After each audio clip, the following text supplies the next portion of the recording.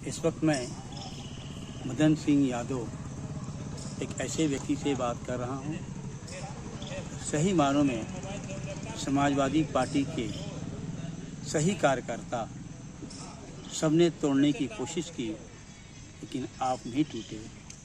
इस और मुलायम सिंह के पुत्र अखिलेश यादव द्वारा आपको जनपद गाजीपुर का विधानसभा परिषद का टिकट दिया गया था।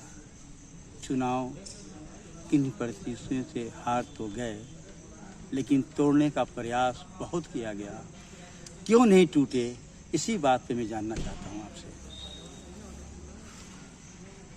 मैं मदन सिंह यादव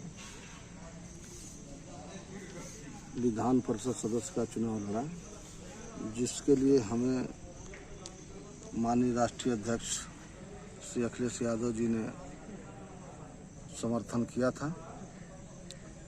और गाजीपुर में मैं आकर के चुनाव लड़ा। लेकिन जो सहयोग हमको देना चाहिए हमारे लोगों द्वारा वो नहीं मिल पाया, इसलिए मैं चुनाव हार गया। नहीं तो चुनाव मैं कभी नहीं हारता। हमें यहाँ गाजीपुर जनपद में कभी कोई चुनाव भाजपा नहीं जीत सकती है। जो भी भाजपा चुनाव जीतती है हमारे लोगों के सहयोग से जीतती है। रही बात हमें तोड़ने की, खरीदने की, तो आपको मैं बता दूं कि जब पंचायती राज व्यवस्था लागू हुई 1952 में, उस समय हमारे दादा स्वर्गीय चांद सिंह यादव सरपंच हुआ करते थे। उस समय सरपंच को फैसला लिखने का अधिकार था और कई फैसले भी लिखे। उस समय हमारे ज़िले में राम सूरत सिंह जैसा शख्सियत चेयरमैन थे, लेकिन हम लोग उनसे भी नहीं झुके और जो सही था वही हमारे दादा किए और करते रहे। उन्हीं के संतान और खून होने के नाते हमारे अंदर भी वही है कि मैं गरीब हूँ, लेकिन मुझे कोई खरीद नहीं सकता। हम लोग बिकने वाले नहीं हैं और मैं राष्ट्रीय अध्यक्ष जी से हाथ मिला के आया था।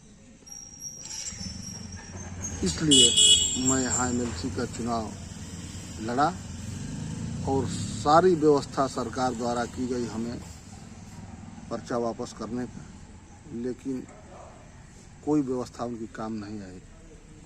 वो दिन मुझे याद रहेगा जिंदगी भर, जो हम रात में दीवार फांद के गए और 2 किलोमीटर पैदल चले। चारों तरफ से पुलिस घेरी थी, लेकिन हम लोग गेहूं के खेत में पैदल गए और पुलिस के हाथ नहीं लगे। तो इसलिए हमारे खून में, हमारे खानदान में ये है कि हम लोग बिकने वाले नहीं हैं और झुकने वाले नहीं हैं। सदा सत्य के रास्ते पर हम लोग चलने वाले हैं। लेकिन जो आप कह रहे थे फेसबुकिया, इसी की वजह से हम लोग परेशान हैं और हमारे दल में कुछ लोग ऐसे हो गए हैं कि दिन में कुछ बतिया रहे हैं, रात को कुछ बतिया रहे हैं। और हमारे ही लोगों ने यहाँ जिला पंचायत का अध्यक्ष बनवा दिया, हमारे ही लोगों ने एमएलसी बनवा दिया। मैंने तो राष्ट्रीय अध्यक्ष जी से कह के आया हूँ कि जब तक ऐसा चलेगा तब तक हमारे पार्टी के लिए, आपके लिए ठीक नहीं है। तो उन्होंने कहा है कि अब ऐसा नहीं चलेगा, जो भी गड़बड़ी करेगा उसके साथ सख्ती से निपटा जाएगा। अब आगे नगर पालिका का चुनाव है, उसमें हम लोग तन मन धन से लड़ेंगे और जो भी हमारे राष्ट्रीय अध्यक्ष का फैसला होगा, निर्णय होगा, उसको हम लोग मानेंगे।